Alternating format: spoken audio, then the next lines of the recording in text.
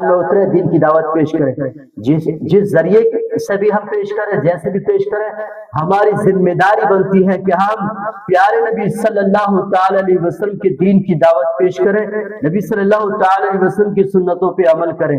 تو میں بات کہہ رہا تھا رسول اعظم صلی اللہ تعالی علیہ وسلم کی زندگی ہماری سب سے بہترین نمونہ ہے، اور نبی صلی اللہ تعالی علیہ وسلم کی کتاب سلامت، اللہ کی کتاب سلامت، آپ کی سیرت سلامت، اور انبیاء کرام، ہم زندہ نبی کے ماننے والے ہیں، زندہ نبی کے ماننے والے ہیں، آپ کی شریعت زندہ، آپ کا قانون زندہ ہے، آپ کی تصویر ہماری مطلب ظاہری زندگی آپ کی ختم ہو چکی، لیکن آپ کی شریعت زندہ، آپ زندہ، اور قیامت تک کے لیے یہ امام، آپ کی امامت قائم رہے گی۔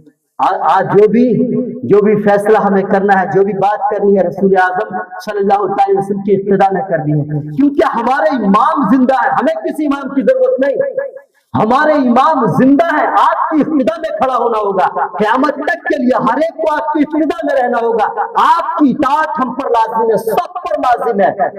اگر نفرت کرنی ہے تو رسول اللہ صلی اللہ علیہ وسلم کے لیے، اگر محبت ہوگی تو رسول اعظم صلی اللہ تعالی وسلم کے لیے، ساری امت کو جمع کرنا ہے تو محمد صلی اللہ تعالی وسلم کی ذات پہ جمع کرنا ہے، اور آپ کی وہ ذات پاک ہے جس پہ ساری امت جمع ہے، اور جمع ہو رہی ہے، اور جمع ہوگی، اور پیروں کے نام پہ دنیا بٹ رہی ہے، فرقے بن رہے ہیں، فرقے بنے ہیں، بنتے ہیں، بنتے رہیں گے سارے فرقے، جب تم اپنے امام کی، اپنے پیر کی، دنیا کے پیروں کی اگر باتوں پہ ایسے اڑے رہو گے، دیکھو انسان کی، جب انسان معصوم ہوتا ہے تو اس کا نقش بھی معصوم ہوتا ہے، اس کی بات بھی معصومانہ ہوتی ہے، اس کا انداز بھی معصومانہ ہوتا ہے، اس کا قلم بھی معصومانہ ہوتا ہے۔ جب ذات معصوم نہ ہوگی، نہ قلم معصوم ہوگا، نہ اس کا انداز معصومانہ ہوگا، کہیں نہ کہیں لغزش، کہیں نہ کہیں خطا ہوگی، اور جس نے کہا اس کا قلم محفوظ ہے، اس سے بڑا بے وقوف، اس سے بڑا اندھ بھگت کوئی بھی نہیں،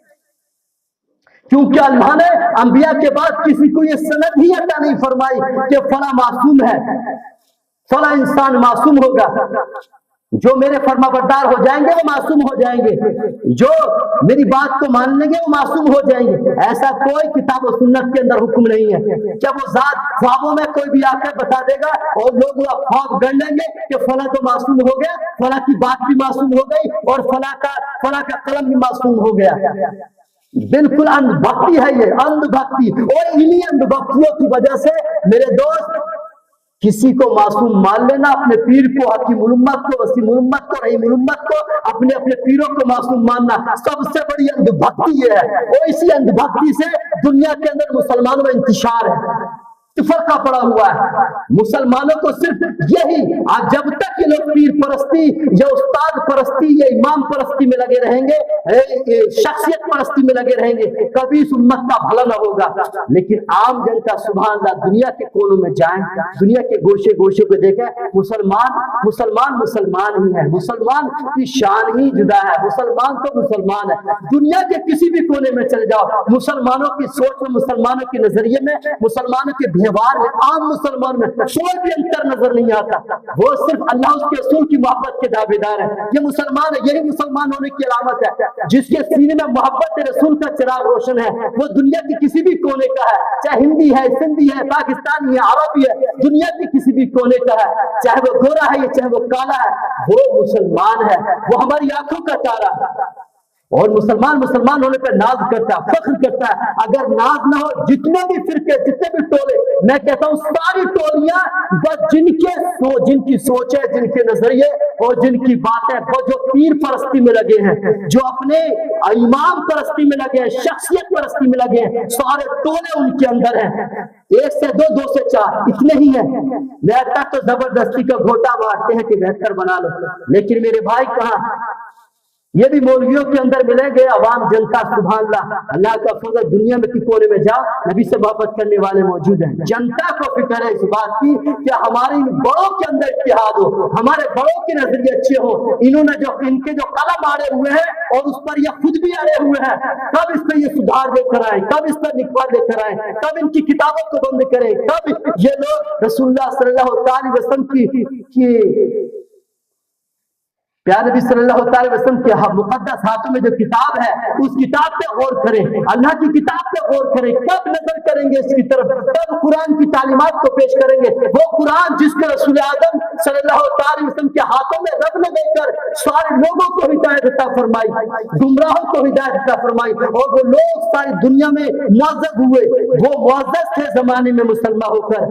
ہمارا حال کیا ہے؟ ہم نے قرآن کو چھوڑا، وہ خوار ہوئے تاریخ قرآن ہو کر، ہم خوار ہوئے تاریخ قرآن ہو کر. تو ہماری ملت کا، ہماری قوم کا، ہمارے لیڈروں کا، ہماری رہنماؤں کا، ہمارے اماموں کا سب سے بڑا جرم جو ہے ملا کی کتاب کو ہاتھوں میں لیے ہوئے ہے، رسول اللہ کی کتاب کو چھوڑ دیا ہے. اس کی بات پہ فکر کرنے کے لیے، اس سے فیصلہ لینے کی تیار نہیں ہے. سارے مسئلوں کا حل اس کے اندر موجود ہے. اللہ تبارک تعالیٰ نے جو رحم و کرم پیارے نبی صلی اللہ علیہ وسلم کے صدقے اس امت پہ کیا ہے، وہ سب کیا سب اس کے اندر موجود ہے. اللہ نے انبیاء کرام کو اور ان کی قوموں کو کیسے اللہ تبارک تعالیٰ نے ان پر انعام کیا، کیا کیا ان کو عطا کیا، فرما بردار کو کیا دیا اور نافرمانوں کو کیسے ذلیل کیا، سب اس کے اندر موجود ہے. وہ اس کو سنانے، اس کو سننے، اس کے درس دینے کو تیار ہی نہیں ہے. اور درس دیں گے تو مولانا شریف کی صورت میں دیں گے، جو مولانا صاحب کہہ گئے، پیر صاحب کہہ گئے، اسی کو دیکھنا. بس اس پر بات ختم ہو رہی ہے. جو ساری دنیا کے مرشد اعظم، ساری کائنات کے امام اعظم محمد صلی اللہ علیہ وسلم ہے، جو رب نے ان کو کتاب عطا کی ہے، جو ساری دنیا کے امام، ساری دنیا کے استاد، ساری دنیا کے پیر ہیں، اس کتاب کو سامنے رکھنے کو تیار نہیں. کتابیں لائیں گے تو پیر کی روشنی میں، امام کی روشنی میں، اپنا معصوم امام بنا رکھا ہے اس کی روشنی میں. اگر معصوم نہ ہو تو کتاب کو لے کر آئے. اللہ تبارک تعالیٰ ایسے نظریوں سے اس قوم کو بچائے اور ہماری اس ملت کو، ہماری اس قوم کے جوانوں کو اللہ تبارک تعالیٰ ہدایت دے، ان کے نظریے صحیح کرے. عید کا موسم آ رہا، سکندر آ رہی ہے، عید چل رہا سکندر کا، سکندر ریلیز، سکندر کی فکر میں لگے ہیں اور یہ ہمارا جوان سکندر کی طرف چلا جائے گا. یہ شیطان سکندر سے، شیطان کا دوسرا نام سکندر ہے، اور وہ سلمان کی صورت میں آئے گا یا شاہ رخ کی صورت میں آئے گا. اے مسلمانوں، اللہ سے توبہ کرو یار.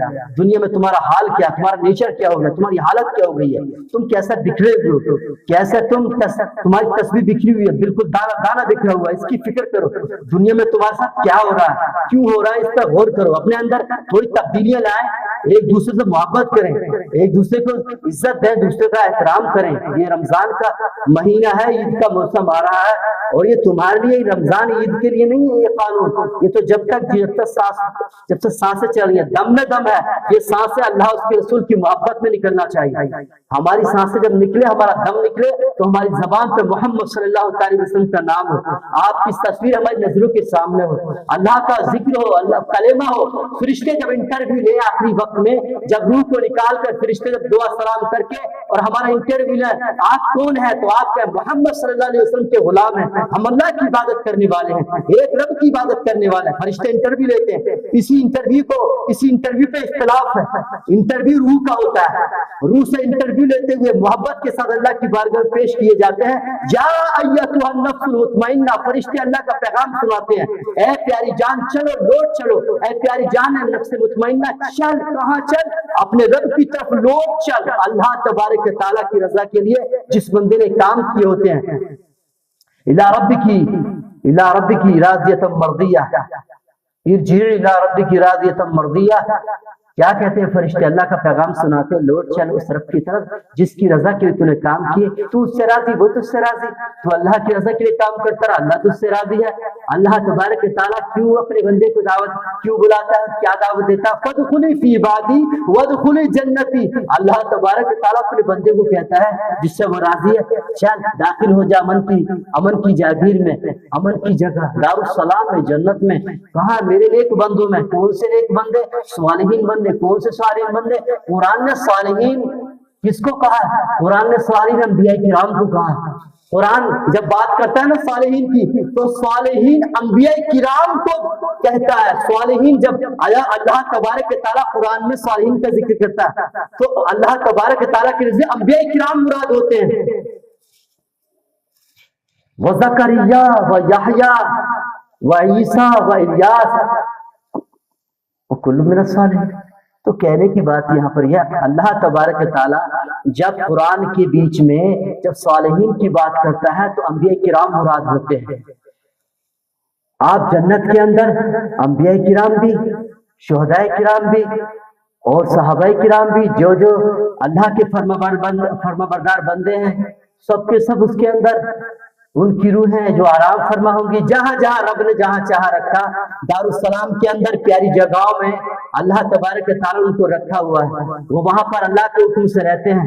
تو اللہ اپنے نیک بندوں سے کیا فرماتا ہے؟ اللہ جن سے راضی ہے، داخل ہو جا میرے نیک بندوں میں. کیا فرما رہا ہے؟ تو اللہ تبارک تعالیٰ کے فضل سے اس کی روح دیدار کرتی ہے. انبیاء کرام کا بھی، صالحین کا، شہداء کا، جن کا جی چاہتا ہے، جن سے ملاقات چاہتا ہے، سب کا دیدار ہوتا ہے. جو ہمارے خاکی کو چلاتی پھرتی ہے عالم خود سے آتی ہے اللہ تبارک و تعالیٰ کے حکم سے. تو میرے بھائی جب وہ جدا ہوتی ہے تو اللہ سے ملاقات ہوتی ہے. کس انداز میں اللہ ہی بہتر جانتا ہے. تو میں بتانا یہ چاہ رہا ہوں دیدار ہوتے ہیں اور دیدار ہوں گے. ہم زندہ ہیں، زندہ نبی کے ماننے والے ہیں، زندوں کے چاہنے والے ہیں. اللہ تبارک تعالیٰ ہمیشہ کی زندگی عطا فرماتا ہے اور ہمیشہ کا سکون بھی عطا فرمائے گا. کیا ہمیشہ کی زندگی مل گئی، ہمیشہ کا سکون مل گیا، جسم زمین کے اندر دھر دیا گیا اور اسی طریقے سے محفوظ کر دیا گیا. جیسا چاہے رب اس کے اندر رکھے، یہ اس کا معاملہ ہے. اس سے کیسے کنیکشن، کیسے سوالات ہے، کیسا انٹرویو ہے، اس کے بارے میں اختلافات ہیں. یہاں پہ اٹھنے کودنے چھلنے یہ معاملے بڑے عجیب ہیں. سزا جو ہے، روح اگر مزے میں ہے تو جسم مزے میں ہوگا، روح پر عذاب ہوگا، روح قید میں ہوگی تو جسم پر بھی عذاب ہوگا. اس چیز کو سب نے سمجھا ہے، سب نے مانا ہے. لیکن میرے بھائی جہاں میں بات کر رہا ہوں، ہم زندوں کی بات کر رہے ہیں. ہم زندہ، ہماری کتاب زندہ، آئین زندہ، ہمارے نبی زندہ، اور ہماری زندگی ہمیشہ کی ہونے والی ہے. اگر ہم اللہ اس کے رسول کی محبت میں زندہ ہے، ہمارا ضمیر زندہ ہے، تو ہمیشہ کی زندگی اللہ میں عطا فرمائے گا.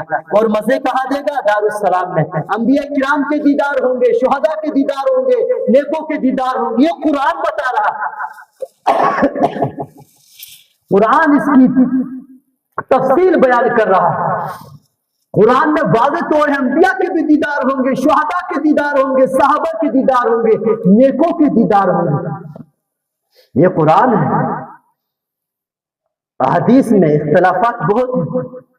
حالانکہ قبر کے اندر اٹھنے بیٹھنے چلنے پھرنے کا جو معاملہ ہے، یہ کنشا اللہ کی رضا کا معاملہ. کس طریقے سے اپنے بندے سے سوال و جواب کیے جائیں گے، اس کی وضاحت قرآن میں نہیں، لیکن حدیث کے اندر جو سوال ہے، اس سوال میں، اس حدیث کے جملے میں ایک سوال میں تینوں سوال کے جواب بھی ہیں.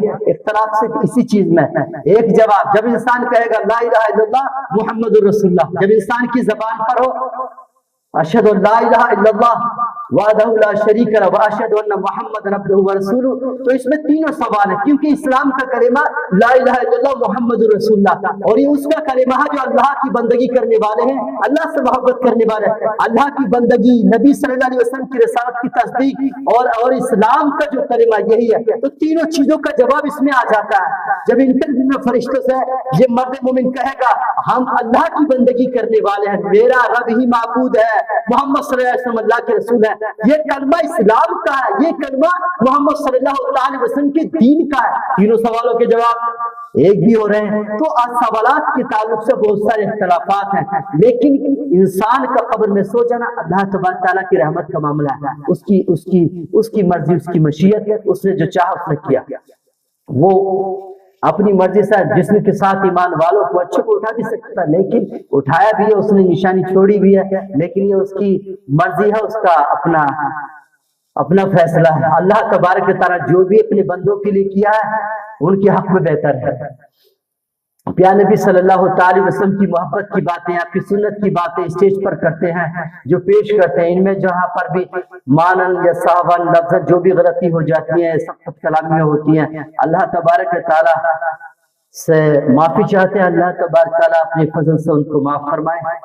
پیارے نبی صلی اللہ تعالی علیہ وسلم کی محبت میں جو بھی پیش کیا جاتا ہے، جو بھی کوشش کی جاتی ہے، جو بھی دعوت پیش کی جاتی ہے، جو بھی قربانیاں پیش کی جاتی ہیں، بات خیر رسول اعظم صلی اللہ تعالی وسلم اللہ اپنی بارگاہ میں قبول فرمائے، اور اللہ ہماری لغزشوں کو خطاؤں کو اپنے فضل و کرم سے معاف فرمائے، اور جتنے بھی ایمان والے دنیا سے رخصت ہو چکے ہیں اللہ تبارک تعالیٰ ان سب کی لغزشوں کو خطاؤں کو اپنے فضل و کرم سے معاف فرمائے۔ یہ ماہ رمضان کا مہینہ ہے، اللہ تبارک و تعالیٰ اللہ عز و جل ماہ رمضان میں یعنی فیضان رمضان، نور قرآن، فیضان قرآن اللہ تبارک تعالیٰ اس سے ہمیں مالا مال فرمائے، اللہ اپنا خاص فضل و کرم اپنے بندوں پر فرمائے۔ اور